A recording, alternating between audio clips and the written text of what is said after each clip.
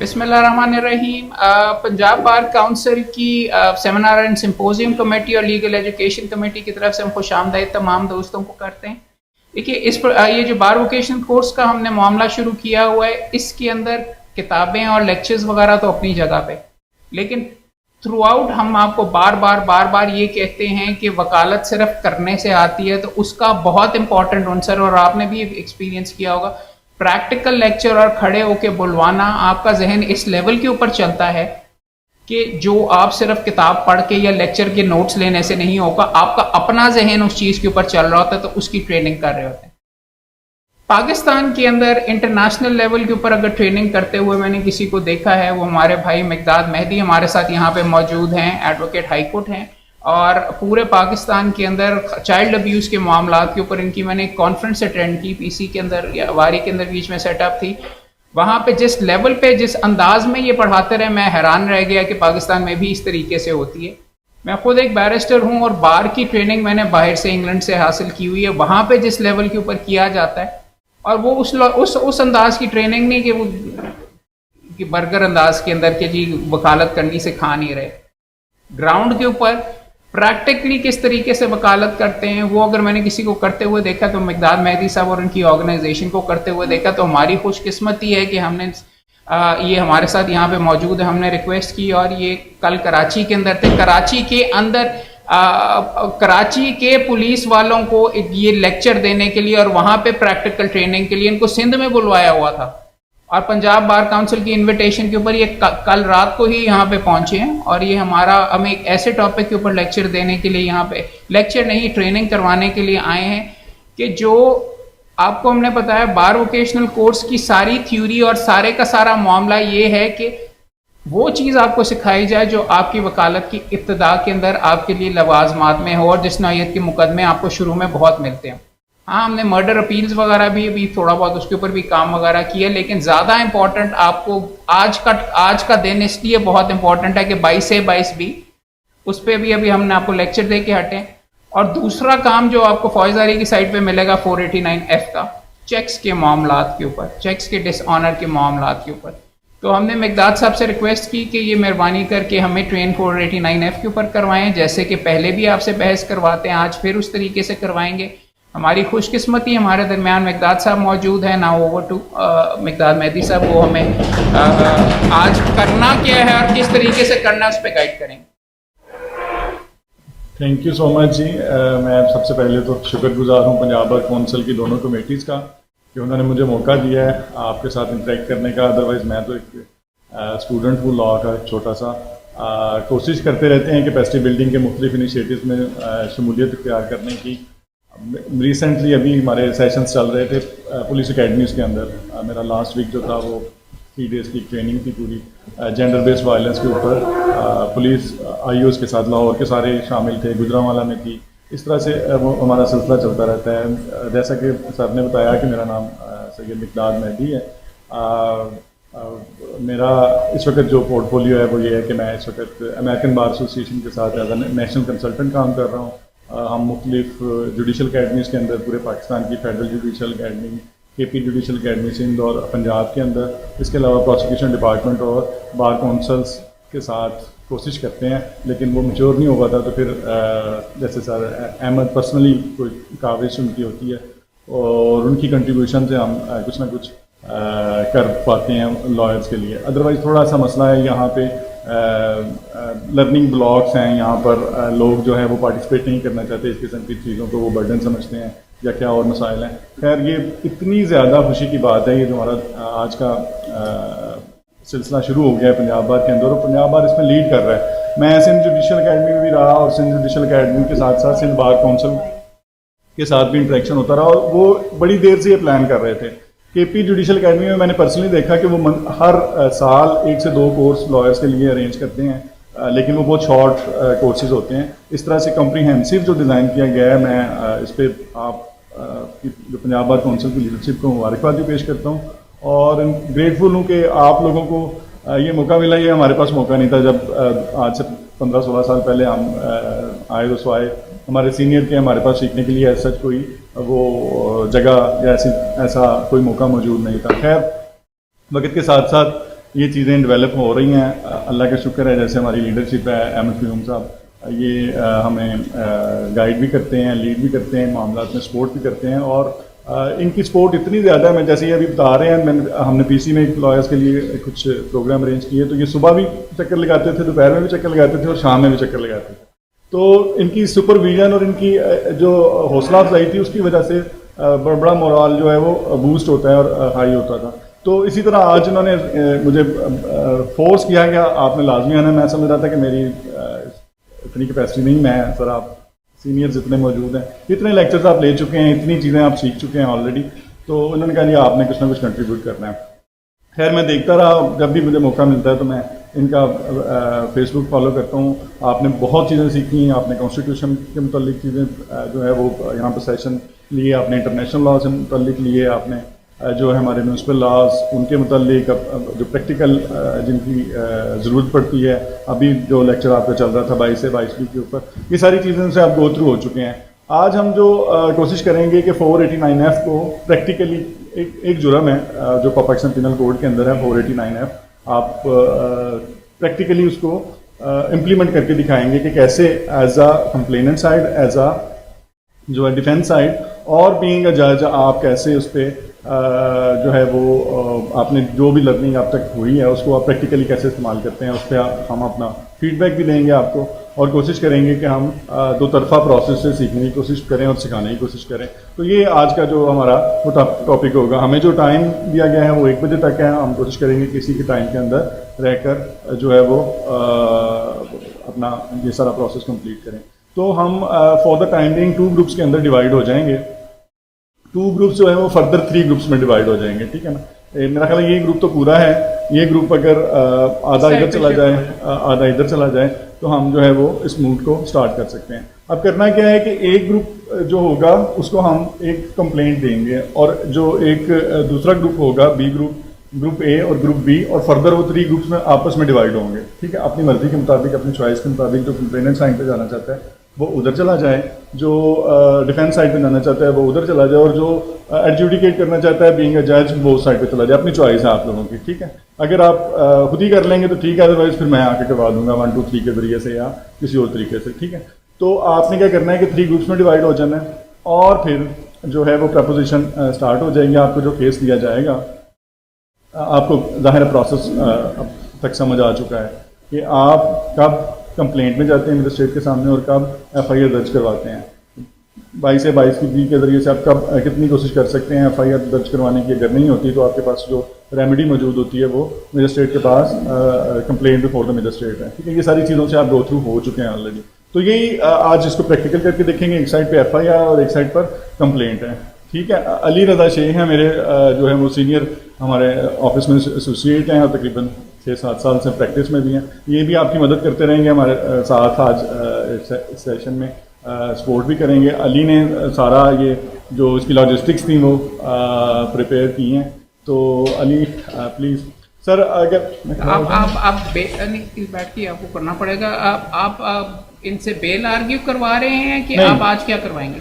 अच्छा, अब आपने करना क्या है कि ये पूरा एक किस्म का ट्रायल है, लेकिन चूंकि टाइम हमारे पास कम है, आपने मूड्स ऑब्वियसली लॉ कॉलेजेस या लॉ स्कूल्स में भी किए होंगे, लेकिन ये थोड़ा सा डिफरेंट होगा। मोस्टली वहाँ पर हाई कोर्ट के लेवल के मूड्स करवाए जाते हैं, एक डिसाइडेड केस के ऊपर जो है वो मूड्स होते हैं। अब हम क्या करेंगे, आपके पास एक कंप्लेंट है, आपने कंप्लेंट फाइल कर दी, ठीक है। आपके पास एक FIR है, FIR लॉन्च हो गई और उसका चालान सबमिट हो गया। ये प्रोसेस आप कर चुके हैं।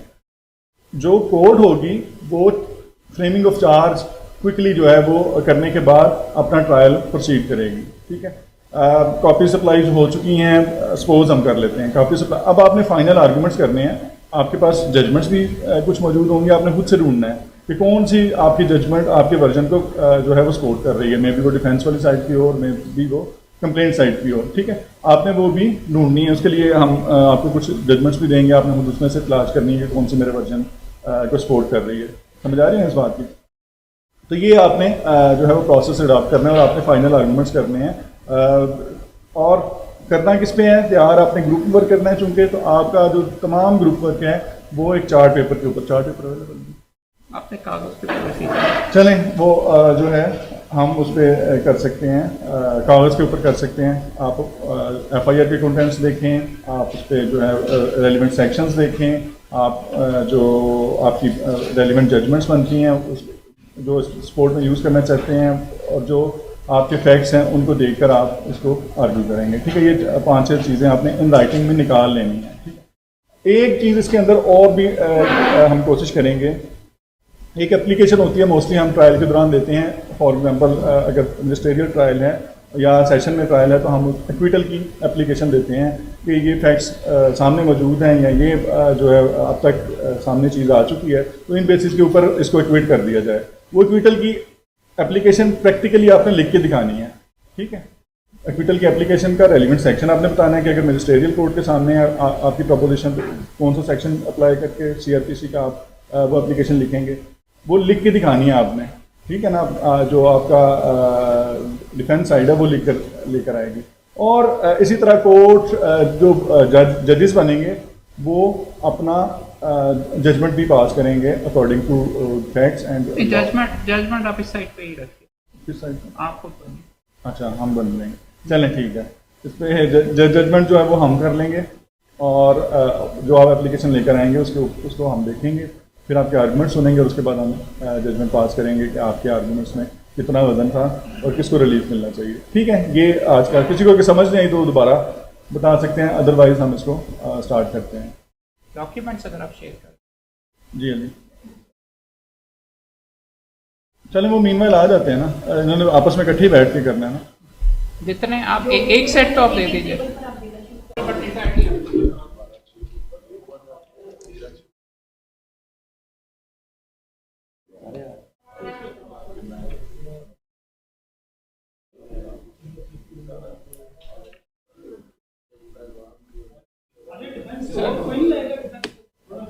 अब मैं नीचे सर वो एप्लीकेशन लिख रहे हैं, आ रहे हैं, ज्वाइन कर लेंगे सर।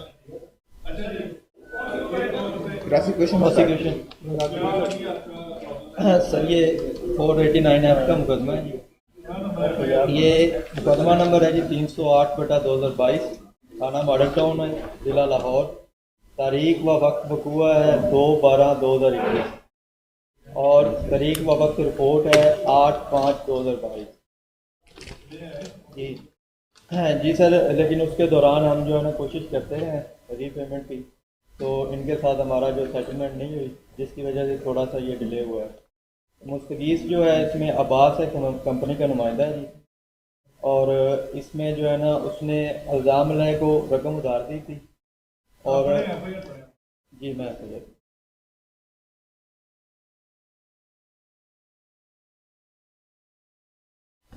जी सर, जनाब अली SHO थाना मॉडल टाउन दरख्वास्त बमदार किए जाने मुकदमा बर खिलाफ XYZ मकान ड्यूटी सर अंजाम दे रहा हूँ, और साहिल के ज़िम्मा कंपनी हाजा के तमाम कानूनी मामलात हैं, और साहिल कंपनी में इल्ज़ाम XYZ हुसैन बतौर बैंक राइडर ड्यूटी सर अंजाम दे रहा था। ये कि इल्ज़ाम लेने कंपनी से मुबलग 4,84,000 रुपये हदार में लिए हुए थे। इसके बावजूद इल्ज़ाम लेने दो चेक नंबर 1 नंबरी फलां मोरखा मुबलग 2,42,000 रुपये, चेक नंबर 2 मुबलग नंबरी फलां मोरखा रकम मुबलग 2,42,000 रुपये। जब साहिल ने अपनी कंपनी के अकाउंट में जमा करवाए तो रकम कम होने की वजह से डिसऑनर हो गए। इसके बावजूद भी साहिल इल्ज़ाम ले से बार बार रास्ता करता रहा, आपके चेक से डिसऑनर हो गए हैं, आप मेरी कंपनी की रकम वापस कर दें। लेकिन साहिल ये तो लाल से काम लेता रहा और मज़कूरा वाला रकम देने से इनकारी है। लिहाजा जनाब से इस्तदा है कि इनके खिलाफ कानूनी कार्रवाई। सर इसमें 2-3 पॉइंट्स मैं अर्ज करना चाहूँगा। जब हम 489F को देखते हैं सर, तो उसमें एक तो उसका इंग्रेडिएंट ये है dishonestly issued a cheque accused अगर करता है, और उसमें दूसरा उसका पार्ट है टुवर्ड्स रीपेमेंट ऑफ लोन और फुलफिलमेंट ऑफ एन ऑब्लिगेशन। तो क्योंकि इसने हमसे लोन लिया था और इसने उसके इवज में हमें चेक साइन करके दिए हैं। तो हाँ जी, जो हमने प्रेजेंट किए हैं, तो ये डिसऑनर ऑन प्रेजेंटेशन डिसऑनर हो गए हैं, तो ये ऑफेंस मेड आउट होता है। जी sir. Ji sir. Sir reader का भी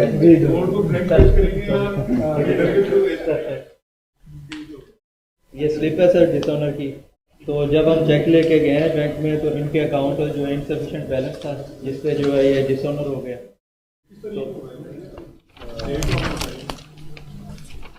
सर पहला 2/12/2021 2/11/2022 को सर हुआ।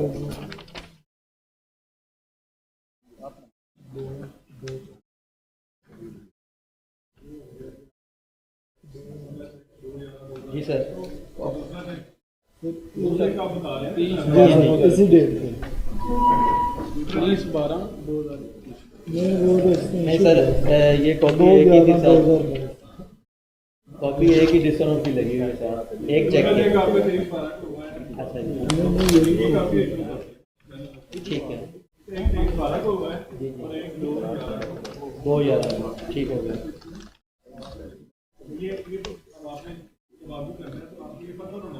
जी सर।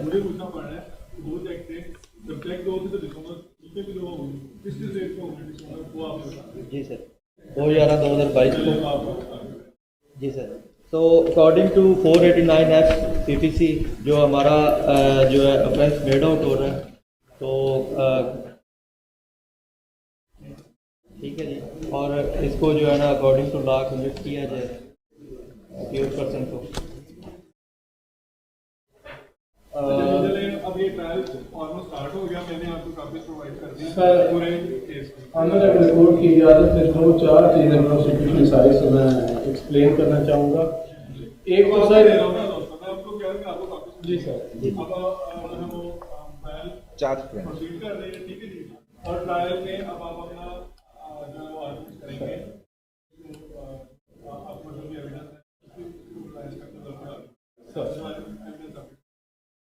सर इसमें अब मेरे फादर भाई जो है इस चीज़ पे बहस करेंगे कि इसमें डिले इन FIR है। डिले सर हमारे फॉल्ट पे नहीं है, हमारे साथ जाती हम उसके पीछे लगे रहे कि हमारे साथ आपने ये जाती कि हमें पैसे दो, वो हमें लैतो लाल से काम लेता रहा। जब वो इनकारी हुआ तो फिर हमने कोर्ट का या स्टेशन का जो है ना दरवाजा जो है वो खटखटाया। ये इसने इस बंदे ने हमारे साथ जाती की है। और उसके बाद सर जो चेक थे उस पे इस अक्यूज के साइन थे, सिग्नेचर थे, उसने हमें करके दिए कि ये जनाब जो है आप जाके कैश करवा लें। एक तो सर ये हमारी एविडेंस बनती है। सर इसमें हमारी एविडेंस एक तो FIR है, और दूसरे नंबर पे जो इन्होंने चेक दिए हैं, और तीसरी जो है ना उसकी डिसऑनर जो स्लिप है। ये तीन जो है ना हमारे पास डॉक्यूमेंट्री एविडेंस है। जी जी।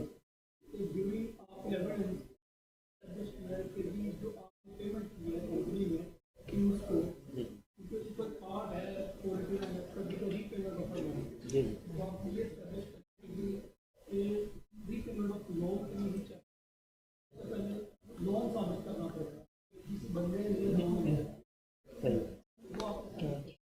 सर वो सर कैश दिया था, तो कैश के लिए अब उसका ये जो उसने हमें चेक दिया है, ये उसका एडमिशन है कि मैं लोन ले रहा हूँ, इसलिए हमें उसे चेक दिया है।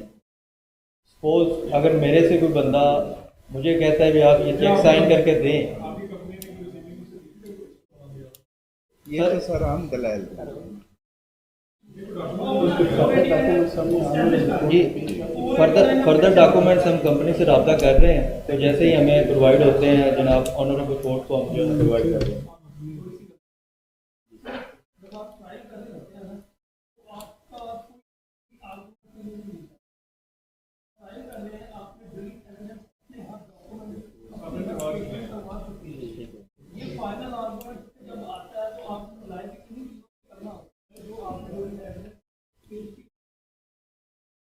ठीक है ठीक है, रिसीट जो है हमारे पास थी, जो हमने साथ सबमिट कर दी। ठीक है, रजिस्टर में लिखी हुई है अकाउंट बुक में लिखी हुई है।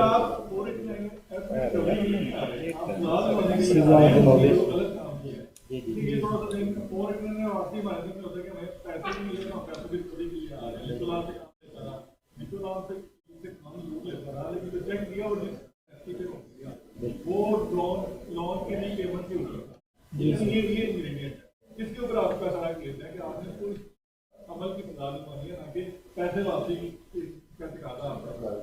उसके लिए टोटल आपने रिकवरी का सूट टोटल सेपरेट कुछ कोर्ट के इजाजत से आपने दलाल का आगाज किया। सर, मैं मौजूद कोर्ट के सामने पहले तो FIR के कुछ पॉइंट कहना चाहूँगा। ये इसमें है कि 4,84,000 मोबाइल उधार लिए हुए थे, उसमें कोई डेट मेंशन नहीं है, कोई बंदा मेंशन नहीं है जिससे लिए थे, कोई स्लिप मेंशन नहीं है, किस सूरत में लिए थे, नगद लिए थे, थ्रू कंपनी चेक लिए थे, अगर चेक के थ्रू लिए थे तो कोई चेक नंबर मेंशन नहीं है, ना वो डेट मेंशन है। पहला पॉइंट मेरा इसमें ये है। दूसरा ये है कि बंदा कंपनी में काम करता रहा, जब वो कंपनी छोड़ के चला गया फिर ये FIR कराई गई है, जो बदनीति पे मबनी है। क्योंकि कोई भी कंपनी आपको किसी भी जॉब पे हायर करती है तो आपका कोई ना कोई चेक या कोई ना कोई चीज़ आपसे पर नोट, क्योंकि आप लाखों रुपए का लेन देन कर रहे होते हो उस कंपनी का, तो आपसे कोई ना कोई चीज़ गारंटी लेती है। तो ये गारंटी के चेक थे, गारंटी के चेक पे FIR नहीं हो सकती। सुप्रीम कोर्ट की मौजूद सुप्रीम कोर्ट की इस पर अथॉरिटी है, रूलिंग है, वो मैं मौजूद कोर्ट के सामने अभी पेश कर दूँगा। उसके अलावा मेरी बरियत की दरख्वास्त है जिस पे मैं बहस करना चाहूँगा। चेक पे गारंटी नहीं है, लेकिन जो भी कंपनी हायर करती है लिखो हुआ इसमें यह भी नहीं है ना, इनकी जो FIR में उसमें मेंशन नहीं है कि लेन देन किस चीज़ का था, किस लिए उन्होंने चेक हमने दिए हैं। कहीं उस पर सपोर्टिंग डॉक्यूमेंट अगर कोई है तो वो हमें हमारे फादर कौंसल हमें दिखा सकते हैं, कोई भी उनके पास कोई भी चीज़ नहीं है। इसके अलावा जो मेरी बहस का आगाज़ है इस चीज़ पे एप्लीकेशन एक्यूटल की जो मेरी एप्लीकेशन है। योर ऑनर, जनाब के पास हक़ाइक़ जानने का वाहिद तरीका है वो है थ्रू IO। इन्वेस्टिगेशन के ज़रिए आप हक़ाइक़ का जायज़ा ले सकते हैं, जान सकते हैं, दूसरा और कोई तरीका नहीं। और IO ने कंपनी के ज़रिए जो रकम उसको दी गई वो साबित नहीं हुई, ये IO ने अपनी तफ्तीश में लिखा है और इसी बेस पे हम एप्लीकेशन सबमिट कर रहे हैं, ज़्यादा इसको बरी किया जाए।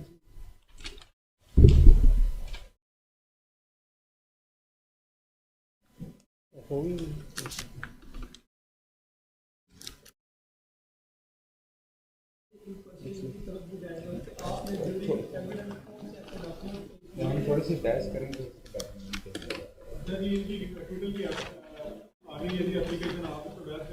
जी सर।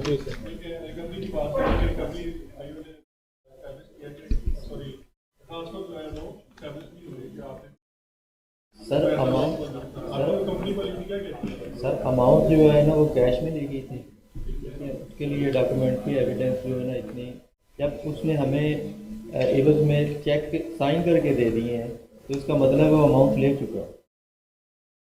तो दूसरे नंबर पे मेरे भाई ने कहा जी इन्वेस्टिगेशन ऑफिसर जो है उन्होंने जो भी रिकमेंड किया है कोर्ट को, ipse dixit of police is not binding on the court. Police की कोई भी प्रोसीडिंग वो जस्ट उनकी अपनी इन्वेस्टिगेशन होती है, कोर्ट पे वो बाइंडिंग नहीं होती। तो मेरी अमल सबमिशन है कि इनको इस केस में जो है ना इन पे कनेक्शन होनी चाहिए, क्योंकि इन्होंने डिसऑनेस्टली चेक जो है इशू किया है और लोन के बदले में। सर मैं भाई की सिर्फ एक बात का जवाब देना चाहूँगा कि भाई ने कहा कि पुलिस जज साहब जो है वो बाउंड नहीं होते तफ्तीश के, तो मैं ये अर्ज करना चाहता हूँ कि जज साहब के पास हक़ाइक़ जानने का और तरीका ही कोई नहीं है और ज़रिए ही कोई नहीं, अगर होता तो वो ज़रूर करते हैं। सर इंडिपेंडेंट इंक्वायरी भी हो सकती है, उसके लिए कोई भी आप कमीशन भी अपॉइंट हो सकता है, कोई इसमें बहुत सारी ऑप्शंस हैं कोर्ट के पास, कोर्ट खुद भी इंक्वायरी कर सकती है।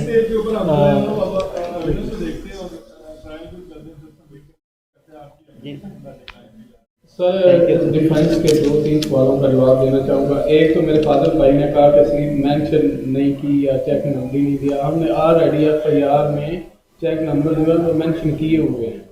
उसके बाद सर इन्होंने कहा कि छोड़ने का कोई यानी कि वो छोड़ चुका था, अब फैक्ट्री में काम करता था या उस जहाँ पर वो वर्क करता था उसका कोई सर्टिफिकेट उसके पास नहीं है छोड़ने का, या उसने कोई डॉक्यूमेंट्स पेश किया हो इन दी एविडेंस कि ये मैं डॉक्यूमेंट्स पेश कर रहा हूँ कि मैं ये रिज़ाइन कर रहा हूँ इस फैक्ट्री से।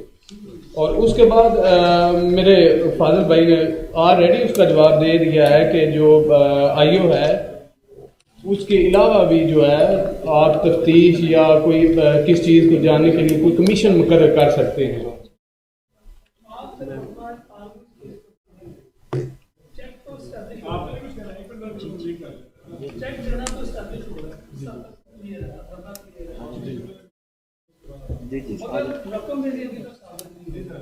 जनाब दूसरा जो है लॉ अथॉरिटी पे पेश करना चाहता हूँ 2006 YLR 23 पेज नंबर, जिस 2006 YLR 23 इसमें ये है कि अगर accused had to fail point out any malafide और ulterior motive on part of prosecution to falsely involve him in the case, जो कि डिफेंस कौंसल ने ऐसा कोई भी बात एक्सप्रेस नहीं की बिफोर द कोर्ट कि वो उनको अल्टीरियर मोटिव या मेलाफाइडली इन्वॉल्व किया गया।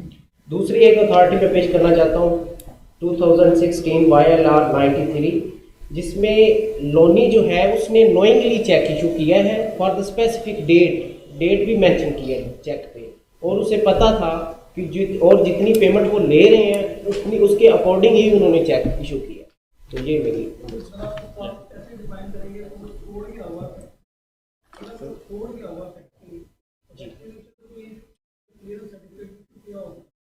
नहीं, ऐसे ही कोई मतलब ऑन रिकॉर्ड बात नहीं है कि वो फैक्ट्री छोड़ के जी ये पैसे गए कैसे? अभी फैक्ट्री है, कोई भी कंपनी का जो भी नुमाइंदा होता है वो पैसे कैसे ले सकता है? मैं अगर आप एक कंपनी चला रहे हैं और मैं आपका एक एम्प्लॉई, आपको आगे मुझे लोन चाहिए, आप पेंगे इसका एक प्रॉपर फॉर्म।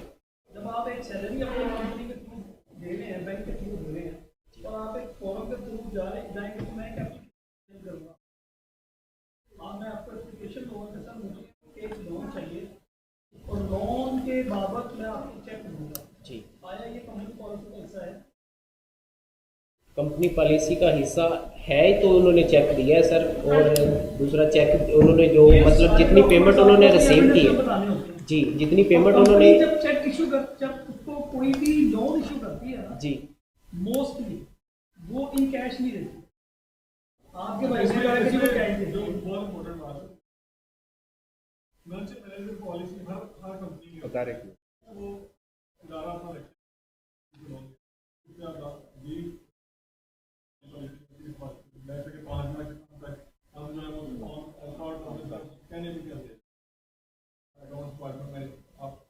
कोई भी बना सकते, लेकिन आपने इस पॉइंट में बोला वो लेकर आ जाए पॉलिसी पॉलिसी है, फिर तो इन राइटिंग एप्लीकेशन जाएगी, 5 बंदे अप्रूव करेंगे, डायरेक्टर से अप्रूवल मिलेगी, उसके बाद पैसे थ्रू प्रोजेक्ट।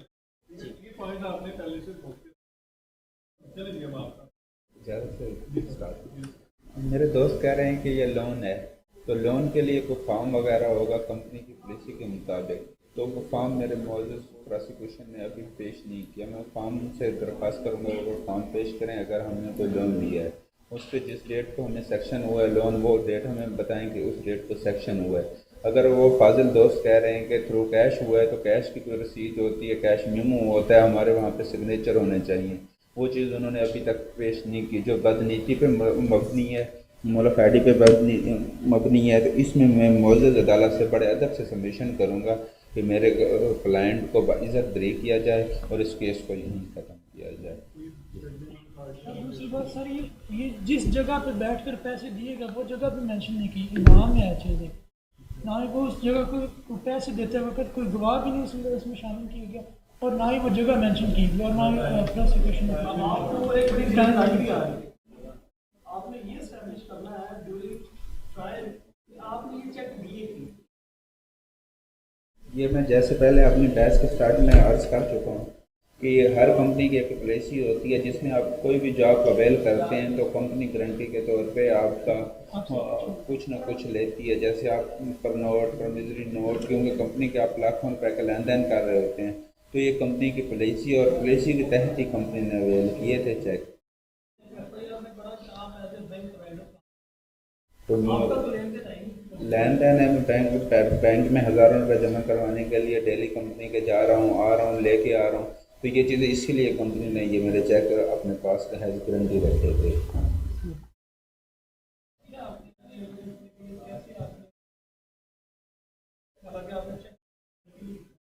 चेक के ऊपर गारंटी नहीं लिखा हुआ, लेकिन जिस दिन मैंने जॉब ऑफर की थी अपने डॉक्यूमेंट्स के साथ ये चीज़ें जमा करवाई थी कंपनी में।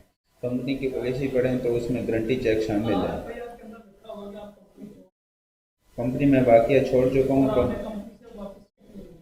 मैंने दरख्वास्त इस पर तरफ दी हुई है जो मैं मौजूद कोर्ट के सामने पेश करूँगा, लेकिन मुझे अभी तक मेरे चेक वापस नहीं किए गए।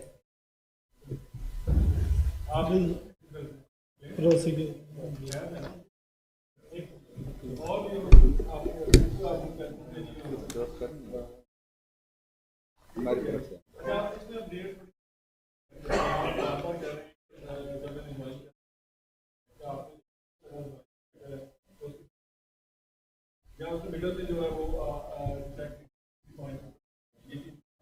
ये मैं अपना जो ऑफर लेटर है या एक्सेप्टेंस लेटर मैं मौजूद कोर्ट के सामने अभी जमा करवा देता हूँ, उसको वही डेट है जो मैंने बताई है।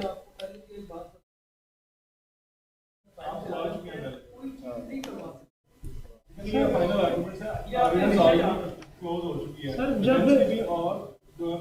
मैं अर्ज करता हूँ सर, जब एक कार्रवाई वो फर्जी की जा रही है उसमें डेट्स का होना ना होना या कोई और डेट्स होना ये मैटर नहीं करता। सर मैं वही बात करूँ, वो भाई ने जो आर्गुमेंट किया कि जब सोचते हैं मतलब सारे एक्सीडेंट पे ये है कि आप वो पॉइंट्स पे सोचें कि सर मैं उसी कॉन्टेक्स्ट से बात है जिस तरह भाई ने कहा कि जब मैं ज्वाइन कर रहा था तब ये दिया गया, तब तो ये फर्जी थी ना, उस वक्त उस पर डेट लिखना ना लिखना होना या ना होना ये मैटर नहीं करता। और एक और चीज़ मैं अदालत की इजाज़त से ऐड करना चाहूँगा कि ये चेक जो थे वो ओपन थे, कंपनी ने खुद उस पर फिल किए ये सारी चीज़ें, ये और ओपन चेक थे कंपनी पॉलिसी के मुताबिक, उस पर कंपनी ने खुद अमाउंट आपके सिग्नेचर जो सिग्नेचर होते हैं जब भी चेक दिए जाते हैं उस पर सिग्नेचर ऊपर चेक पे करके दिए जाते हैं। अगर जी इन्होंने अगर ये कह रहे हैं कि अगर इन्होंने मतलब चेक जो दिए थे वो एज अ गारंटी चेक दिए थे, तो जब ये कंपनी छोड़ दिए थे तो इन्होंने कोई भी ऐसी एप्लीकेशन मूव नहीं गई कि कैंसिलेशन ऑफ चेक, तो इससे ये मतलब साबित होता है कि इन्होंने कोई एज अ गारंटी चेक नहीं दिया जो मतलब ये बाद में कह सकें कि हमने एज अ गारंटी चेक दिया है, और ना ही ऐसी कोई एप्लीकेशन और रिकॉर्ड है कि जो इन्होंने cancellation of cheque application. To sum up sir, ji sir जो चेक पे अमाउंट लिखी हुई है वो कह रहे हैं गारंटी के तौर पर दिए 4,84,000, तो मैं पूछना चाहता हूँ गारंटी के लिए सिर्फ एक बंदे को रखना है, सिर्फ इतनी कम और रैंडम अमाउंट की रैंडम अमाउंट लिखी 5 लाख या 10 लाख, पॉलिसी के मुताबिक तो लाखों में या एक रैंडम अमाउंट नहीं होगा, तो इस पर रैंडम अमाउंट लिखी है जो कि आधार में आ सकता है। और दो डिफरेंट चेक लिए हैं ना जी, जो 282 और 282 अलग है दोनों चेक, 242, तो ये डिफरेंट टाइम पे जो है ना वो लोन लिया गया है, तो उसके एवज जो है चेक साइन करके दिए गए हैं, तो इसमें कोई ऐसी चीज़ नहीं है अभी कंपनी की तरफ से कोई अपना इसके फुल केस ऑफ कन्विक्शन बढ़ रहा है सर, तो ये हमारी कोर्ट से अमर सबमिशन है कि जो है ना इनको कन्विक्ट किया। सर एक चीज़ हम ऐड करना चाहेंगे इजाज़त से, जी आपने किसी भी केस को साबित करना प्रोसिक्यूशन की जिम्मेवारी होती है। इस केस को प्रोसिक्यूशन साबित नहीं कर सकी क्योंकि न पैसे देने का टाइम साबित है, न वोचर साबित है, न चेक साबित है। हाँ, इसमें चेक है कि कंपनी के पास है, लेकिन वो हैज़ गारंटी था, कंपनी पॉलिसी के मुताबिक था। कोई डेट मेंशन नहीं है जिस डेट को पैसे दिए हैं, जिस बंदे के सामने दिए हैं, कैसे दिए हैं, कोई चीज़ मेंशन नहीं है, जगह मेंशन नहीं है, टाइम मेंशन नहीं है। तो मेरी बड़े अदब से इसमें गुजारिश है कि हमारे जो क्लाइंट है उनको बाइज्जत फ्री किया जाए और केस को। बहुत शुक्रिया, बहुत थोड़े से टाइम के अंदर थोड़ा अच्छा भी क्लियर किया दोनों पार्टी ने। जो डिफेंस आई थी थोड़ा सा जो स्कोर देने जाते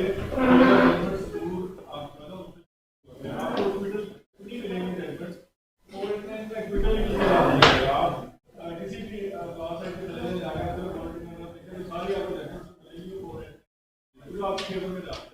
तो ऑब्वियसली असल में केस है ही डिफेंस का, ये जो है ना जो बड़ा है ये हम तो मतलब अपनी तरफ से ट्राई कर रहे थे, लेकिन वो जो मैंने सारी चीजें देखी हैं असल में है ही डिफेंस का। ये जितना अच्छा प्रिपेयर होगा, जितनी होल्डिंग उतना ज़्यादा चलिए जी आए यहाँ से अपने वाले जिनके पास ये कंप्लेंट है।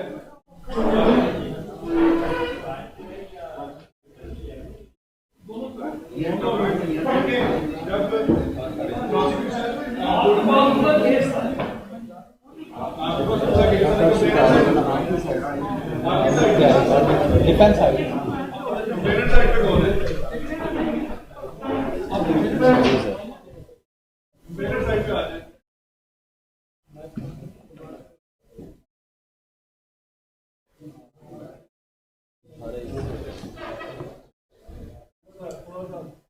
डिस्टिंक्शन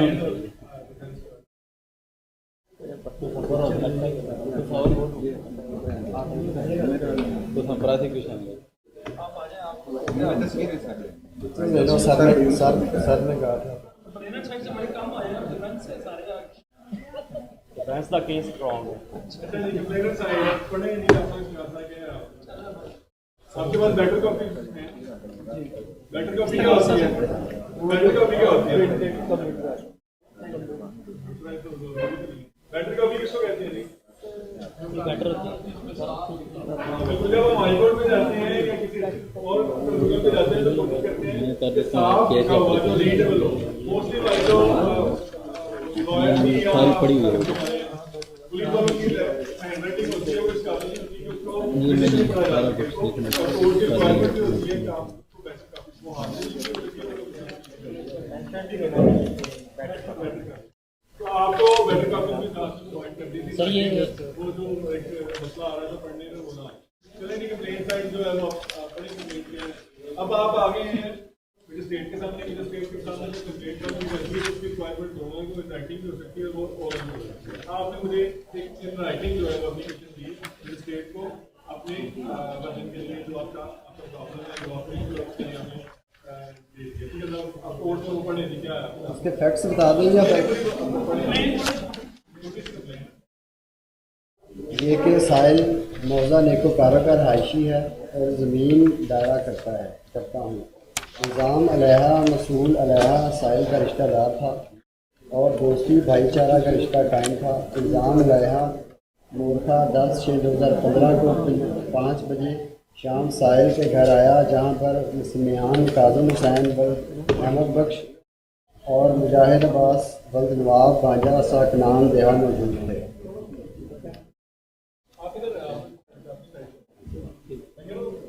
हो गया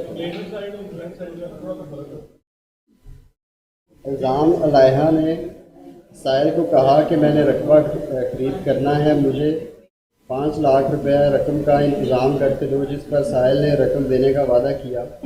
मौका 12/6/2015 बवक्त 10 बजे दिन इल्ज़ाम अलैहा साहिल के पास आया। साहिल ने रूबरू हवान मज़कूरा बाला 3 लाख रुपए इल्ज़ाम अलैहा को दिए। इल्ज़ाम अलैहा ने मसूल अलैहा ने रकम 3 लाख रुपए 1 साल में वापस करने का वादा किया और रकम के मुतबादल एक चेक नंबरी this account number this bank of Punjab गिलगिश्त ब्रांच मुल्तानपुर करके अपने दस्तखत करके दिया और कहा कि ये अकाउंट मेरी मुलाजमत का है, मेरी साल की तनख्वाह 3 लाख रुपया बनती है, जो साल बाद निकलवा लेना। साहिल ने मोरखा 11/7/2016 को चेक अपने account number this UBL branch गढ़ महाराजा ज़िला जंग में जमा करवाया।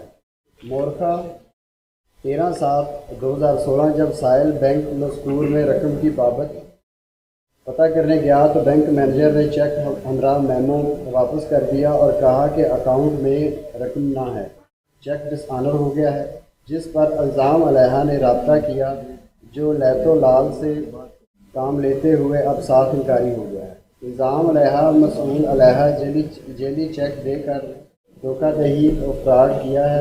इल्ज़ाम अलैहा के खिलाफ सख्त कार्रवाई अमल में लाई जाए।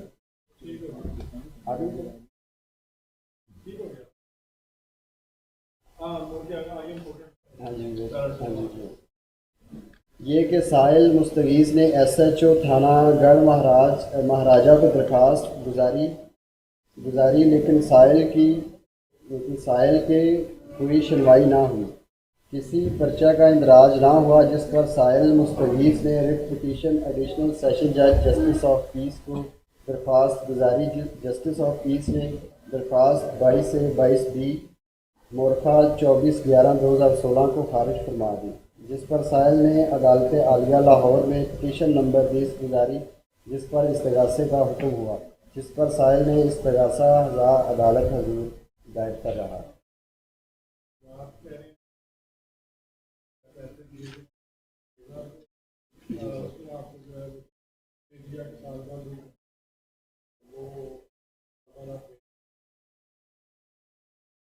जी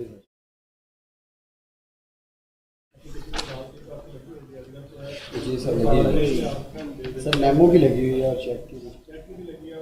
जी सर, के साथ साथ सपोर्टिंग डॉक्यूमेंट्स में जो हमारे गवाहान हैं उनके स्टेटमेंट्स भी हैं।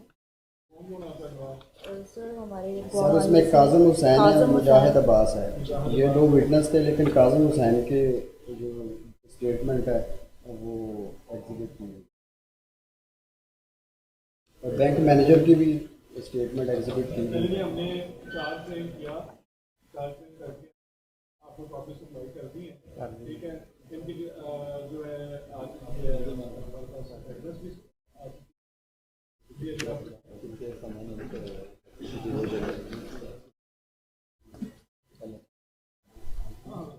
ये तो अब आपको बात बहुत क्लियर होगी ना कि FIR में आप पुलिस के जरिए से कोर्ट, लेकिन जो इस्तगासा में है इस सूरत हाल नहीं है कि आप जो यूनिवर्सल बता रहे थे पूरा के 22 से 22 भी आपने पूरा प्रोसेस किया, सेशन पुलिस के पास गए, वहाँ से आपको रिफ्यूज हुए, आप हाईकोर्ट गए, वहाँ से भी रिफ्यूज हुए, लेकिन उन्होंने एक ऑप्शन दे दी कि आप जाके कंप्लेंट फाइल कर दें किसको, मजिस्ट्रेट को। जब मजिस्ट्रेट के पास जाना है आपने अंडर सेक्शन 200 ऑफ CRPC, तो आपने अपने तमाम एविडेंस को मौके पर साथ लेकर जानी है, आपने वो सबमिट करवा दी है। अब क्या हुआ कि अब चार्जशीट आपकी से जो एविडेंस के बाद हमने चार्जशीट जो है वो स्टेटें जो है वो फ्रेम कर दी है, अब आपकी बारी आ गई। जी सर, ठीक है ना, एविडेंस पहले से होगी।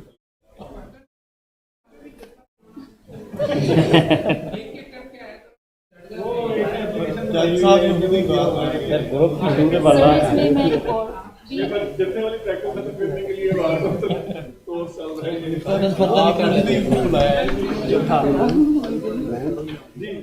अधूरे वाला इसमें हम्बल सबमिशन मेरी ये है कि इस्तगासे की जहाँ तक हम बात करें, ये इसमें इन्होंने बहुत जो है वो डिले इन्होंने किया हुआ है।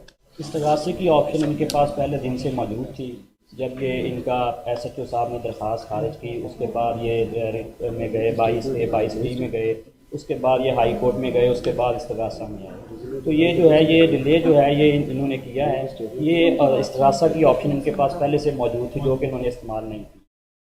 तो सर इसके बाद मैं इस्तगासा पढ़ देता हूँ। जी सर, इसमें अब जो बात है, जी सर, जी सर, मैं वो इसी सर इसमें अगर हम 489 के इंग्रेडिएंट्स में मैं जाऊँ तो मैं इसमें PW1 की जो है वो स्टेटमेंट पढ़ के सुना देता हूँ जनाब को, जिसमें इन्होंने ये खुद कहा है। ये थर्ड लास्ट लाइन है जिसमें ये जनाब लिखते हैं कि बैंक मैनेजर ने चेक पर मेमो लगाकर वापस कर दिया कि क्रॉस अकाउंट में रकम ना है, चेक जाली है। अगर तो चेक जाली था तो फिर तो इनको जाना चाहिए था 420 में, ये जाते उसमें फ्रॉड में जाते या हमने जाली चेक दिया है उधर जाते। एक तो ये आए हैं गलत प्रोविजन ऑफ लॉ में आए हैं, ठीक है। उसके बाद दूसरा जो इसमें ये जो इनकी स्टोरी है, स्टोरी से ये जो वकूआ नरेट करना चाह रहे हैं वो बन नहीं रहा। इसमें सर सिचुएशन कुछ ये है कि ये अपने इस्तगासे में लिखते हैं कि 5 बजे शाम साहिल से मेरे घर आया, ठीक है। साहिल के घर जो है वो हम गए, लेकिन जो ये अपना PW1 की स्टेटमेंट है उसमें ये कह रहे हैं कि वो मेरे पास सुबह 5 बजे आया। पहले वो कह रहा है सुबह 5 बजे आया, फिर कह रहा है शाम 5 बजे आया। इसके बाद सर ये इसमें किसी भी जगह उसने फिर कहा जी, मैंने उसे कहा कि 1-2 दिन के बाद मैं आपको रकम दे दूँगा। अब रकम ये कह रहे हैं कि मैं मांगने आया हूँ इससे 4 लाख रुपए, दे ये मुझे रहे हैं 3 लाख रुपए, ठीक है। उसके बाद ये कहते हैं कि जी इन्होंने मुझे चेक दे दिया कि ये मेरे साल की तनख्वाहें इकट्ठी हो जाएंगी आपकी। किसी भी जगह पे इन्होंने ये नहीं इस चीज़ का जिक्र किया कि मैं कौन सी जॉब करता हूँ जिसकी मेरी तनख्वाहें आनी थी और जो इकट्ठी होनी थी और इन्होंने वो बाद में कैश करवानी थी। इसके बाद सर इसमें जो है वो ये कहते हैं कि जनाब यहाँ पे इन्होंने इस्तगासे में ये जिक्र किया कि रूबरू गवाहान काज़म और मुजाहिद हमने जो है वो अमाउंट दी और इन्होंने हमें चेक दिया। लेकिन इस्तगासे में इनका जो है वो इनका जो PW2 है काज़म हुसैन, वो ये कह रहा है कि हमें मौका पर बुलवाया गया। PW1 कह रहा है ये मौका पर मौजूद थे, PW2 कह रहा है मौका पर हमें बुलवाया गया। फिर सर इसमें PW1 कहता है कि जनाब मैंने 20 नोट जो हैं वो 5-5 हज़ार के, बकिया हज़ार के। अब वो जो इनका PW2 है वो कह रहा है मुझे इल्म ही ना है कि कौन से नोट्स जो हैं वो इन्होंने दिए हैं और उसमें वो 500 वाला नोट था या नहीं था या कितने पैसे दिए गए, किस जगह पे दिए गए, वो ये चीज़ें भी नहीं कह सका। फिर इसमें PW1 ये बात कहता है कि मैं घर में बैठा हुआ था और मेरा मुँह जान के मशरक़ था और जो है अक्यूज़ जो है अक्यूज़ जो है उसका मुँह जो है वो मगरब की तरफ था। अब ये जो इनका PW2 है वो कह रहा है कि ये दोनों एक ही चारपाई पे बैठे हुए थे, एक ही चारपाई पे अपोजिट डायरेक्शन तो नहीं हो सकती। तो सर इसमें एक और बात जो है वो इन्होंने कहा कि ये ज़मीन ख़रीदने के लिए इन्होंने मुझसे उधार रकम ली, उस ज़मीन की बाबत भी इन्होंने कोई सबूत जो है वो अदालत में या ड्यूरिंग जो है वो इसमें पेश नहीं किया। और सर इसके अलावा ये कहते हैं कि चेक 1 साल के लिए था, तो इसमें भी जनाब इन्होंने जो है वो टाइम लिया कि 1 साल बाद जून में चेक जारी होना ये ज़ाहिर कर रहे हैं और जुलाई में ये चेक जो है वो बैंक में पेश कर रहे हैं और उस पर मेमो लगवा रहे हैं, ठीक है। इसके बाद अगर ये सच्चे थे तो फिर ये ऑर्डर 37 के दावे में अपनी रिकवरी के लिए क्यों नहीं गए? जी सर। जी सर।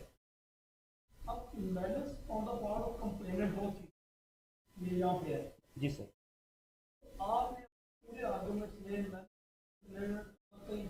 सर मैं उसकी तरफ आ रहा हूँ।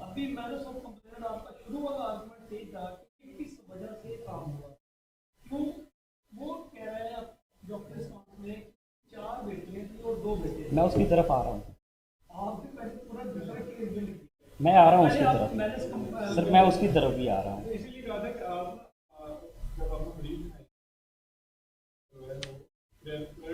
जी sir. Ji sir. Ji sir. और मैलिस जो है, मैलिस इसमें यही है सर कि ये अगर मैं इसमें स्टेटमेंट पढ़ूँ PW3 जो है PW1। जी सर। PW1 की स्टेटमेंट में वो ये कहता है कि मेरी 2 बेटियां हैं, ठीक है, हालांकि उसकी 3 बेटियां हैं, और वो ये कह रहा है कि मेरी और कोई बेटी ना है। ये गलत है कि मेरी बेटी खालदा परवीन ने पहलवान के बेटे के साथ घर से भागकर कोर्ट मैरिज की है।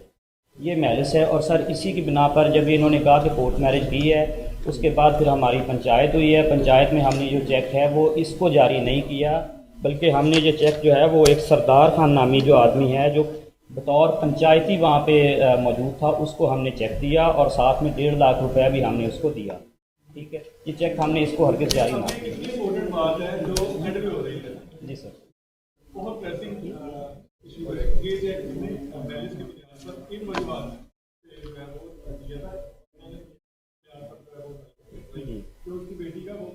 जी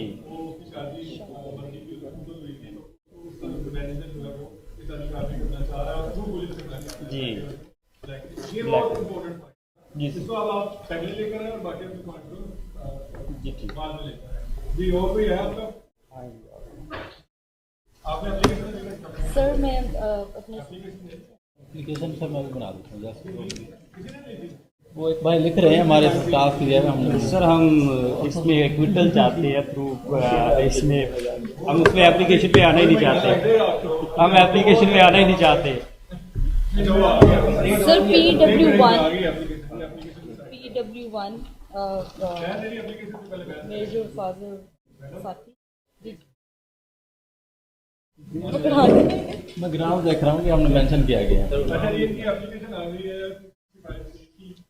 तो 249 है।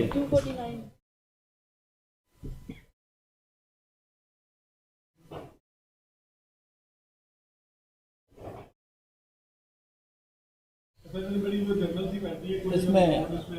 इसमें सर हमें सबमिशन ये है कि आप मेरे आर्गूमेंट्स 249A पे ही सुन लें, मैं ड्राफ्ट करके पेश कर देता हूँ।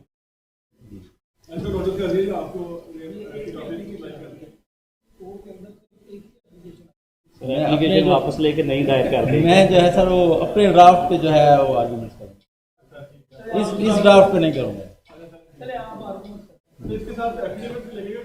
लगेगा लगेगा लगेगा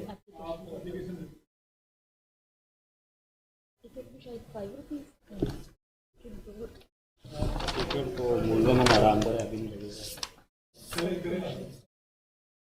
सर मैं वो PW1 का एक आर्गूमेंट का मैं आंसर करना चाहती हूँ। सर यहाँ पे कहा गया था कि मतलब इस रिलीफ की बात की गई थी कि उनके पास और भी रिड्रेसल या रेमेडी थी जिसको वो वेल कर सकते थे। तो उसमें ये है कि PW1 में जो है साइल ये कहता है कि उसकी जो उसने जो की थी फॉर अपील रिट की थी वो उसने हाँ बिल्कुल वो उसने मतलब वो क्या कहना चाहिए खारिज नहीं हुई थी, बल्कि उसने आज खुद जो है PW1 में उसने ये बयान में कहा है कि उसने आज खुद जो है इस्तगासा करने की इजाज़त मतलब जी सर वो ये कह रहे हैं ये कह रहे हैं कि ये जो चेक इशू हुआ था कि हमारी एक बेटी ने लव मैरिज की थी इनके बेटे आपने अपनी पूरी जो एविडेंस है उसमें डिनाई किया कि ये हमारी बेटी ही नहीं, ठीक है, आपने एविडेंस पढ़ी हो पूरी हर जगह पे ये उसने डिक्लाइन किया कि ये मेरी बेटी नहीं। PW1 ने भी डिक्लाइन किया और PW2 ने भी डिक्लाइन किया, ये दोनों सगे भाई हैं। अब इनका ये स्टांस है, ये कह रहे हैं कि ये जो आपको चेक दिया गया है, ये चेक असल में जब हमारी ये लड़की भाग्य बेटे के साथ शादी हुई थी तो पंचायत हुई थी वहाँ पे, और वहाँ पे पंचायत ने जो ये चेक हमने इशू किया था कि ये आपके पास हमारा ऐसे शो भी रहेगा, और जो पंचायत के सरबराह है चेक कंपनी को दिया। अब आपका इसके ऊपर क्वेश्चन खड़ा है कि आपने ये बिल्ड करना है कि 3 लाख रुपया आपने इसे दिया है, कब दिया है, कैसे दिया, ये पूरी एविडेंस में कहीं पर भी नहीं दिखा। आपका पूरा स्टांस ये अंटिल अनलेस वो अपना केस अपना बिल्ड करके बैठते हुए कि ये जो चेक है ये उसके ऊपर खड़ा हुआ है, और जो स्टांस ये है आपने रिबटल इस चीज का देना और उसका प्रूफ भी आपके ऊपर है, क्योंकि आप कंप्लेनर हैं। सर जो गवाहान है वो उनका जो बयान है आपका एक भाई है और एक बहन है, दोनों आपके रिश्तेदार हैं। और भांजे के साथ रिश्ता भी हुआ है बेटी का, कंप्लेनर की बेटी का। वो जज साहब ने खुद ही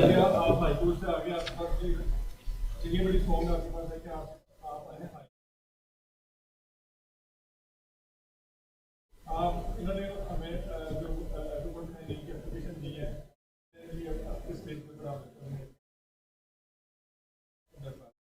अब आप अपने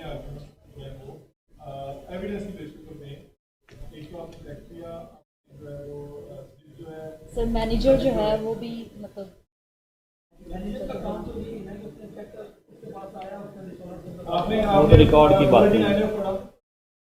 क्या है उसमें ये है कि जो चेक इशू होना चाहिए पहले चेक इशू हुआ, डिसऑनेस्टी उसकी बेस थी। नंबर 3 वो लोन की सेटलमेंट के लिए था या रीपेमेंट ऑफ। नंबर 4 वो हो गया, क्या हुआ उसको जी? डिसऑनर हुआ, डिसऑनर हो गया, उसको स्लिप लग गई। ये ऐसे मिल गई। अब इसमें देखो कौन से मिल रहे थे, आप क्लिक कर रहे हैं ये स्टार्टिंग के ऊपर वो डिसऑनर से हुआ, डिसऑनर से क्या हुआ? डिसऑनर कोई भी डिटेल साबित करने के लिए उसके कोई भी जो इंग्रेडिएंट होते हैं वो लाजमी पूरे करने। मंजूरिया आप ये भी इंग्रेडिएंट्स के ऊपर क्या आपने कह रही थी आप किसी को पनिशमेंट नहीं दे सर फीस तो वाकई नहीं मिली। सर किया, लेकिन केस ही इतना खराब मिला है। यही तो आर्ट है। लेकिन सर काफी मतलब आएगा तो उसे कहेंगे कि नहीं आपकी क्वेश्चन से डाउट ही आपको उसके लिए तो खराब थे। दूसरा जो सादा है सर वो उसने बेटी से वो डिनाई कर रहा है, अब उसको कैसे जस्टिफाई उसको करें? उन्होंने अपनी एविडेंस आपका लोन लगाया ना, आपने नहीं ऐसी कोई बात उनके एफआरसी निकलवा प्रोसिक्यूशन ने हाथ खड़े कर दिए सर, उन्होंने हाथ खड़े। बेसिकली प्रोसिक्यूशन जो है कोई है वो आपको तो बताएं, तो जजमेंट सही है जजमेंट जारी। मैं आपको थोड़ा सा तीनों कैसे पूरे हो गए। सबसे पहले इसने चेक इशू किया, मुझे चेक इशू किया, डिसऑनेस्टी, रीपेमेंट ऑफ लोन आपके जो कैसे हैं जी, इससे 3 लाख रुपए इन फ्रंट ऑफ 2 विटनेसेस मिले। दोनों गवाह जो लेने हैं वो पूरी सपोर्ट कर रहे हैं और कहीं पे भी इस चीज़ की डिनाइल नहीं आई कि ये जो पैसे लिए गए हैं क्यों लिए गए हैं, किसी ने इसके ऊपर डिनाइल नहीं किया। अब उन्होंने अपना पूरा केस इस बात के ऊपर बिल्ड किया है कि ये पैसे तो कोई नहीं लिए गए, ये तो ऐसे सिक्योरिटी चेक किया था हमने पंचायत के सरकार। आपने ये तीनों इंग्रीडिएंट पूरे करने हैं कि ये चेक इशू हुआ, रीपेमेंट ऑफ लोन है या फुलफिलमेंट ऑफ एन ऑब्लिगेशन है, वो है जी और चौथी है, तीसरी है जी डिसऑनर हो गया और फैब्रिकेशन। अब इसमें आईओ का जो स्टांस है आप देखेंगे कि आईओ का स्टांस है वो आपसे वो हॉस्टाइल हो गया, कोलैबोरेट करके आपके स्टांस के साथ, यानी कि कंप्लेनेंट साइड को खुद प्रोसिक्यूशन ही खत्म कर दी। उसने कह दिया ये पैसे नहीं देने थे इसमें, ये तो सारा हुआ वहां से, मगर आपको फिर भी अपना केस बिल्ड करना है। ये ट्रायल है।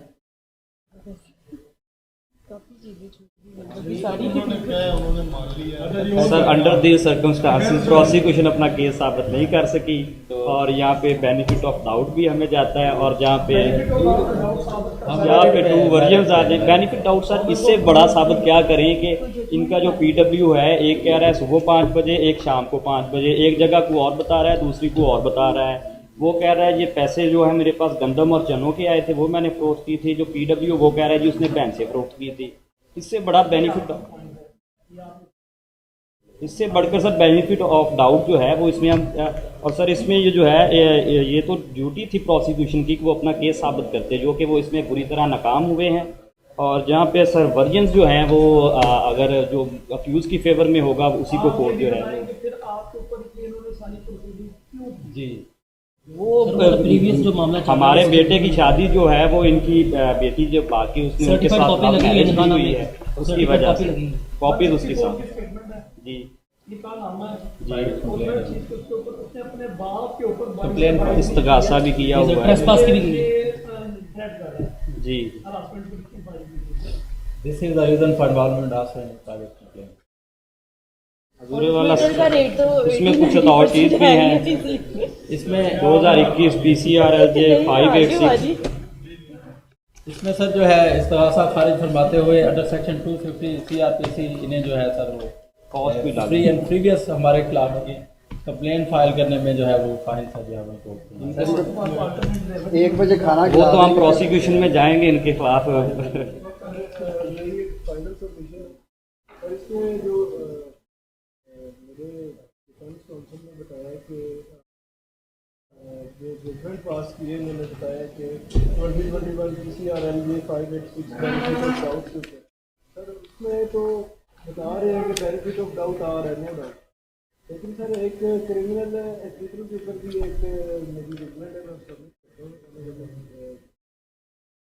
कि विदाउट मेरिट्स जो है वो केस अगर बन गए या जजमेंट आ गई है without merits, there is no merit on the case of any kind of inquiry और investigation, so that sir then according to 2022 CRLJ note 22 sir जो है सर उसमें ये बताया गया कि विदाउट मेरिट्स जो है वो रिजल्ट जो है वो नहीं हो सकता।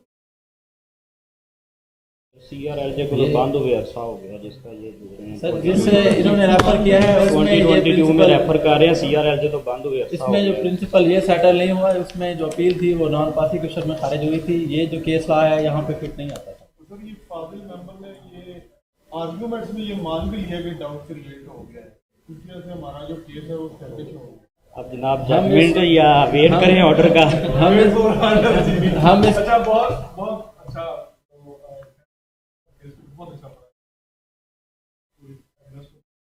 अब आप कंप्लेनेंट साइड की परेशानी, आपको पता होना चाहिए था कि आप ये डाउट ये जो क्वेश्चन आ सकते उसके मुताबिक आपने सही या बुरा जवाब देना है। ये नहीं हो सकता कि वहाँ पर आप खामोश ही हो गए, खड़े हो गए हैं। तो ये स्किल है, ये एडवोकेसी है कि आप कितना कॉन्फिडेंस है और आपकी कितनी तैयारी है, समझ आते हैं आप। वैसे मैं इसमें ये समझता हूँ कि प्रोसिक्यूशन साइड के पास जो विटनेस हॉस्टाइल हुआ था उसके ऊपर जो जिरा हुई थी वो अच्छे पॉइंट्स थे उसमें, उसने कोई भी उसमें डॉक्यूमेंट्स जो वो पेश नहीं किया था उसमें कोई भी, तो वो इनके पास अच्छे पॉइंट थे, आर्गूमेंट्स थे, इस बात पे आए नहीं उसकी जिरा को अगर ये देखते तो जरूर। और जो जजमेंट है वो अभी आपको पता चलेगा किस रीजन के ऊपर जो मजिस्ट्रेट साहब ग्राउंड इसमें ग्राउंड सर ये होना चाहिए मेरे नज़दीक कि जो चेक है मैं भी आपको देता हूँ, अक्विटल की दीजिएगा, अक्विटल ही है इसमें, इसमें शॉर्ट ऑर्डर है अक्विटल प्रीवियस मामले के ऊपर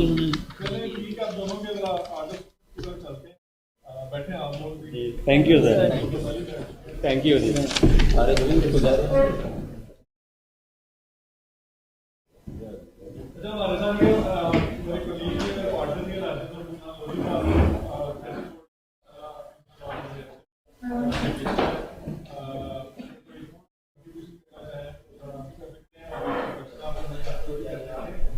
दोनों साइड्स ने दोनों प्रोपोजिशन के ऊपर बहुत अच्छा काम किया, थोड़ा सा रास्ता के कंप्लीट केस हमने दे दिया था और यहाँ पर कंप्लीट केस नहीं था, दोनों ने हाइपोथेटिकली वो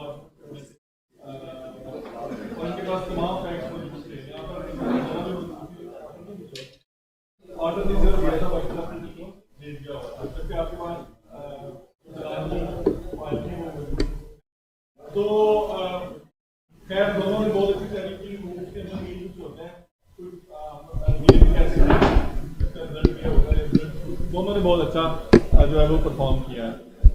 ये केस जो जब चूँकि डिसाइड होती है तो ऑब्वियसली इसमें अली आप एक्सप्लेन कर दो।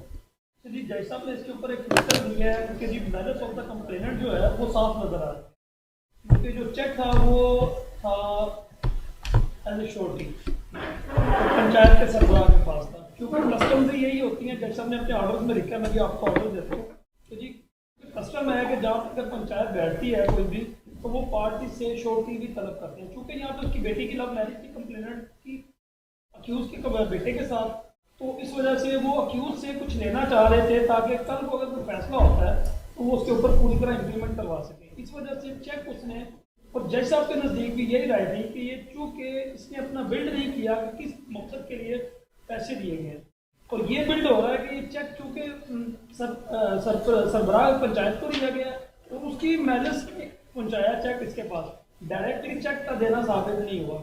इस वजह से marriage of the complainant part बनाते हुए जज साहब ने अपनी जजमेंट के ऊपर एक्विटल किया। और जो इनका दूसरा केस था चूँकि वो अच्छा इधर एक मिनट, अच्छा इसमें जो कंप्लेनेंट साइड थी उसने बड़ी जल्दी हार मान ली, ठीक है, ये नहीं होता, ठीक है, आपने कुछ ना कुछ ज़रूर जो है वो किसी ना किसी चीज़ पर रिलाई करके उसको रीइंफोर्स करवाने की कोशिश करनी होती है, ठीक है, आपके पास कुछ ना कुछ मटीरियल होना चाहिए। आपके ये बार वोकेशनल कोर्स के अंदर बहुत सी चीज़ें आप गो थ्रू हो रहे हैं, आप इंटरनेशनल लॉ से लेकर कॉन्स्टिट्यूशन से लेकर आप जितने हमारे मेट्रोपॉलिटन लॉज हैं, लोकल लॉज हैं, उनसे भी गो थ्रू हो रहे हैं। अब हमारे पास एक केस आया जी, कनाडा के अंदर एक मसला हुआ था एक बच्ची के साथ। उसका यहाँ पर क्या हुआ, बोर्ड जो है उसको उसने वहाँ पे कोई सर्टिफिकेट लिया स्कूल का और यहाँ पर आकर FA के पेपर दिए, मैट्रिक नहीं किया था, और वो वाला सर्टिफिकेट जो था उसको मिलना था, वो कनाडा से यहाँ डिपोर्ट होकर आ गया।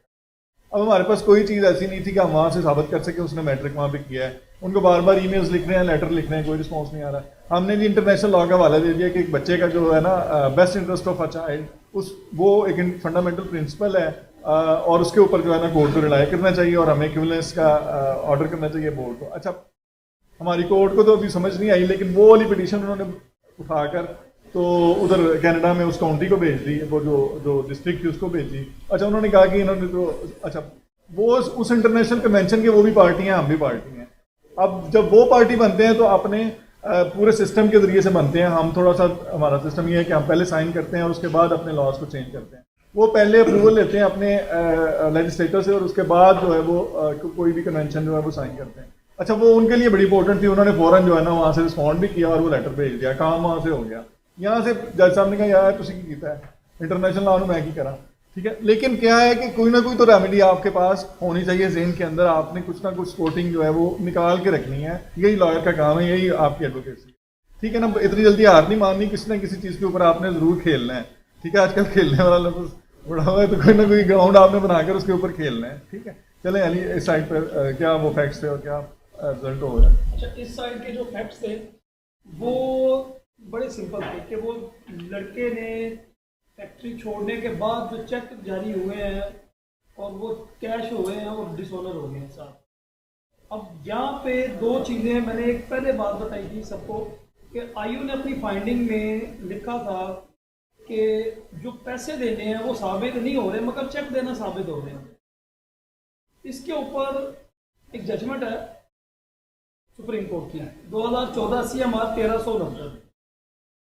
इसमें क्लियरली लिखा है कि जहाँ पे इंग्रेडिएंट्स पूरे नहीं होते किसी भी सेक्शन के, अब जैसे इसमें आयु ने अपनी तफ्तीश की है और उसमें ये रीपेमेंट ऑफ लोन का साबित ही नहीं होना पा रहा, 489F अट्रैक्ट नहीं कर सकता और ये केस फर्दर इंक्वायरी का बन जाता है।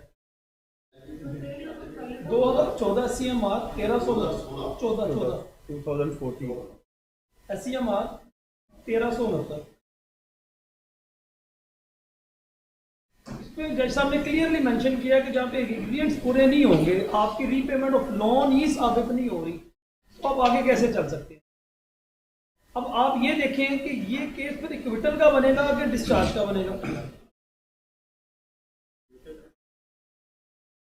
अब बदकिस्मती सिस्टम की ये भी हमारे साथ चलती है कि जब आयोग किसी केस के अंदर रिमांड लेता है और वो अपनी तफ्तीश मुकम्मल कर रहा होता है या तफ्तीश कर रहा होता है, तो ये चीज़ें कोर्ट्स को कभी इस्टेब्लिश नहीं करती। कोर्ट्स कह देती है कि ये मैटर ऑफ एविडेंस है कि आइदर कि ये पैसे देना साबित हो रहे हैं कि नहीं हो रहे। इस वजह से फिर ये एविडेंस में जाता है कि एविडेंस के अंदर जो प्रोसिक्यूशन का मेन काम है वो ये इस्टेब्लिश करना है कि जी ये रीपेमेंट ऑफ लोन है।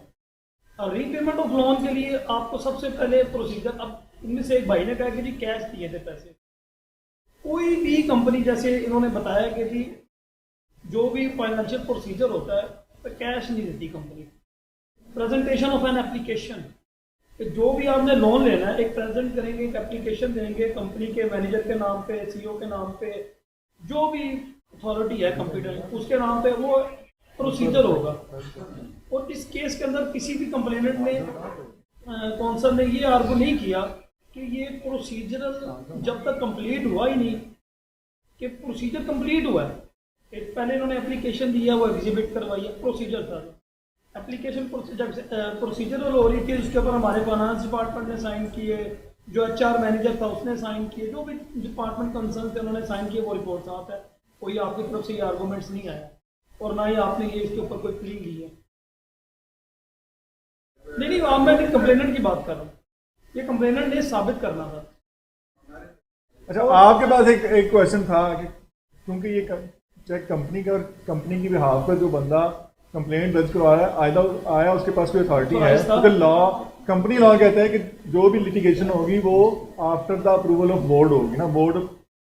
के मिनट्स होंगे या उसके पास अथॉरिटी लेटर होगा, ठीक है ना, तो फिर ही वो कंप्लेन भी फाइल कर सकता है और रिप्रेजेंटेशन भी दे सकता है।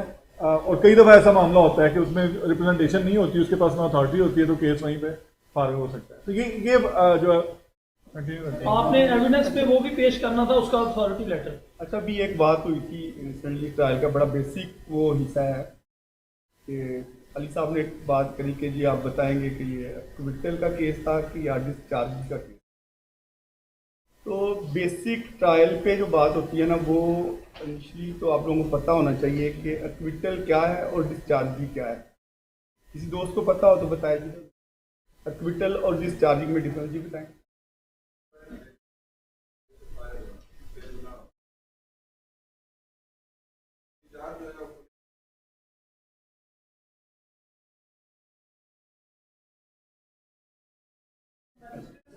वो इधर भी बताना चाह रहे हैं।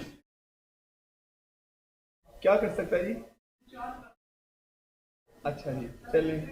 हाँ जी, इधर भी। ओके, कौन कर सकता है जी? मजिस्ट्रेट कॉल कर सकता है।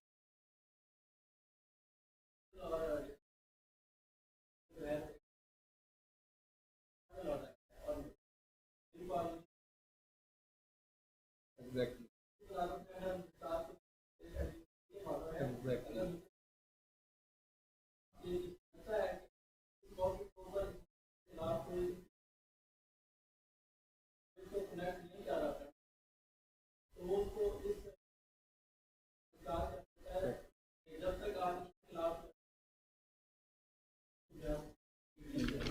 भाई का बहुत अच्छा इन्होंने ब्रीफ किया कि जी एक्विटल और डिस्चार्ज का यही एक बेसिक है कि डिस्चार्ज प्योरली एडमिनिस्ट्रेटिव ऑर्डर होता है और एक्विटल जो है वो जुडिशियल ऑर्डर होता है, और judicial order can not be reviewed by the criminal court.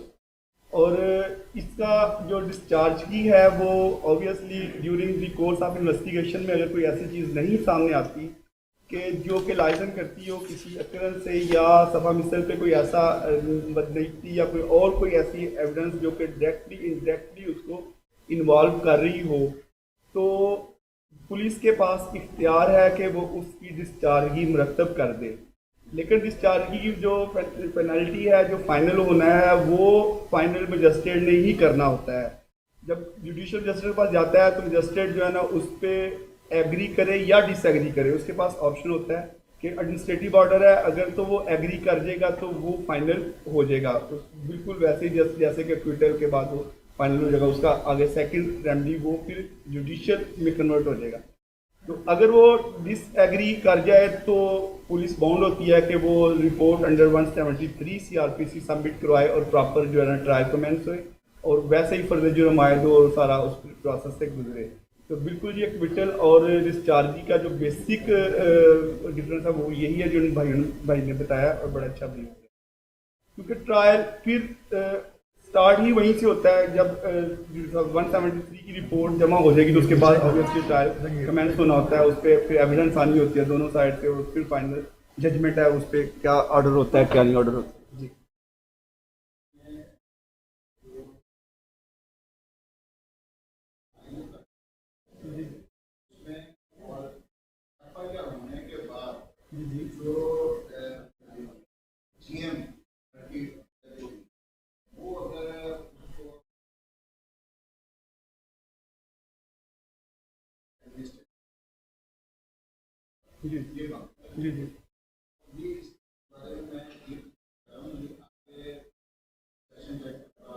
जी जी उसको बिल्कुल रिवीजन फाइल जी बिल्कुल जो ऑर्डर अगर होगा डिस्चार्जी का, अगर वो उसको डिसएग्री करता है या एग्री करता है, दोनों जो है ना रिवाइज हो सकते हैं, रिवीजन फाइल होएगी उसके अपर फोरम में। तो अगर तो मजिस्ट्रियल कोर्ट का है तो जाहिर सी बात है वो डिस्ट्रिक्ट एंड सेशन जज साहब की कोर्ट होगी, एडिशनल सेशन जज साहब की। अगर एडिशनल हो गई उसी का डिस्चार्ज प्योर उसका है, उसके बाद रिट फाइल होती है सेकंड ऑर्डर जो लेना हो, अगर उस ऑर्डर के खिलाफ वो फिर रिट होएगी हाई कोर्ट।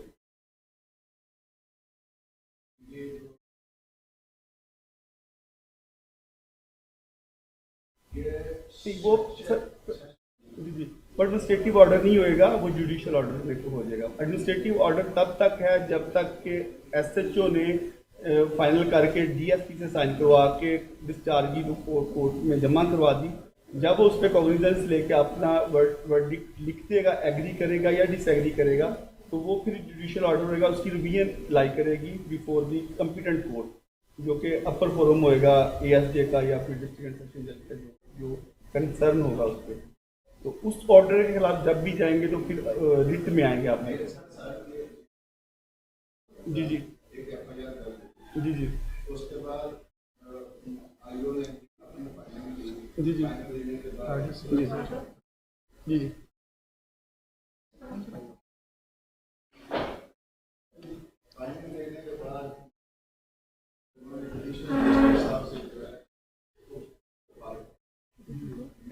जी सर, कंप्लीट हो गया हमारा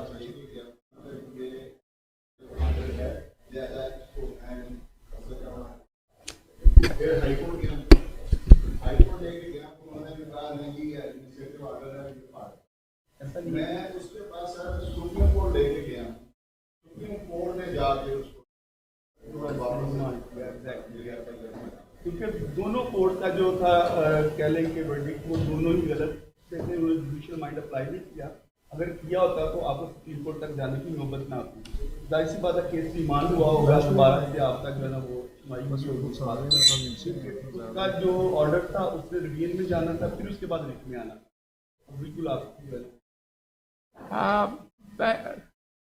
आई होप हमारा बार काउंसिल का इजलास भी नीचे चल रहा, तो मेरा आज सफ़ा मरवा ही हो रहा है। वो एक उधर भाग के इधर भाग के इबादत इन बिटवीन लगता है हो रही है।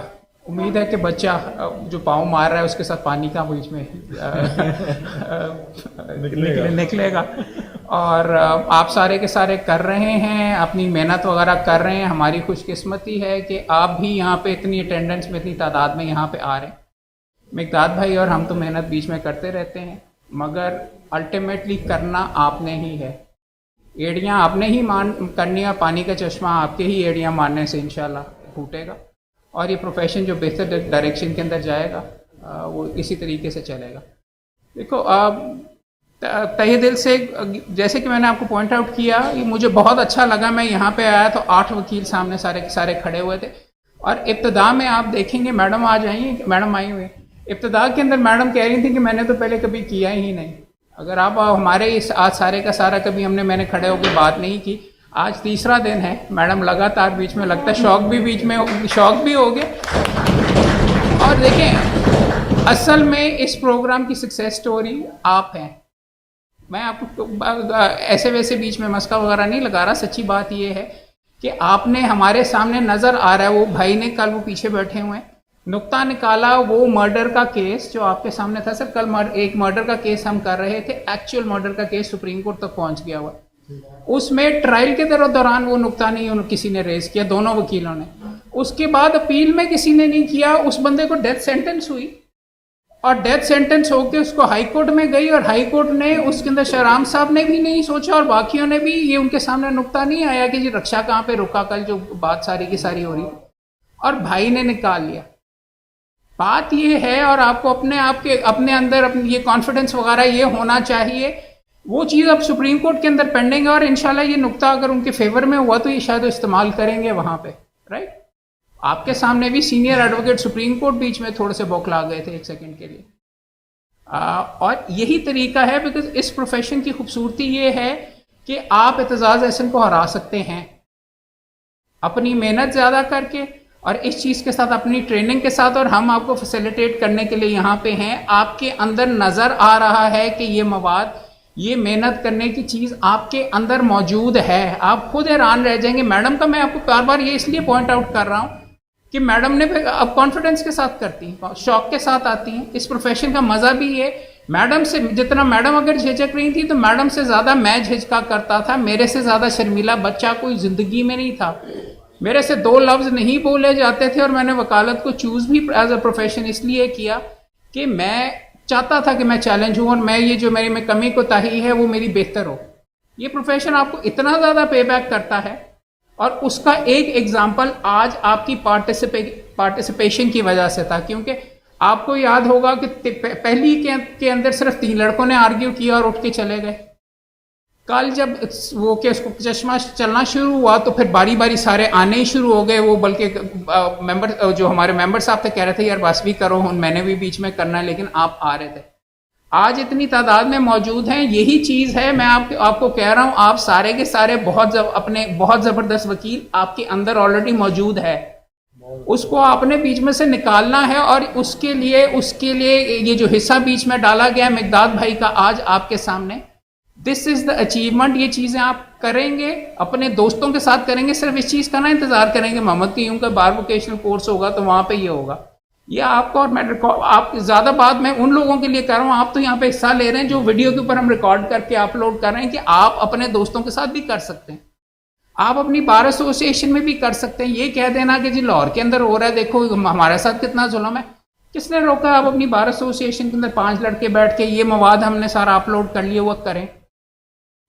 मैं आपको आज भी ये कह रहा हूं, अभी हम रिसर्च के ऊपर बात करेंगे, हर जजमेंट ऐसी है कि आप, एक अफसाना है कि आप उसको प्ले आउट कर सकते हैं, हर जजमेंट PLD की। नवाज शरीफ वाले केसेस छोड़ें, आप बार काउंसिल में बैठ के ये बात करना कि जी वो एवनफील्ड का फैसला सही है तानू की, आपकी रोजी रोटी से क्या ताल्लुक होता? बात तो ये होनी चाहिए कि सूट फॉर स्पेसिफिक परफॉर्मेंस मेरा फंसा है, जज के अंदर पैसे जमा कराओ, बैलेंस जो अमाउंट है तो उससे तोड़ की क्या बात है? बार काउंसिल, बार एसोसिएशन के अंदर ये गुफ्तगू होनी चाहिए, क्योंकि आपकी रोजी रोटी, आपके बच्चों को आप कपड़े लेके दे सकेंगे, फीस अदा कर सकेंगे कि नहीं, उनका इन चीज़ों से ताल्लुक है। ये अपनी जहनियत, ये पॉइंट ऑफ व्यू अगर आप थोड़ा सा चेंज करेंगे, और आपकी वजह से ही, मैं फिर कह रहा हूँ, चश्मा यहाँ से ही फूटना है।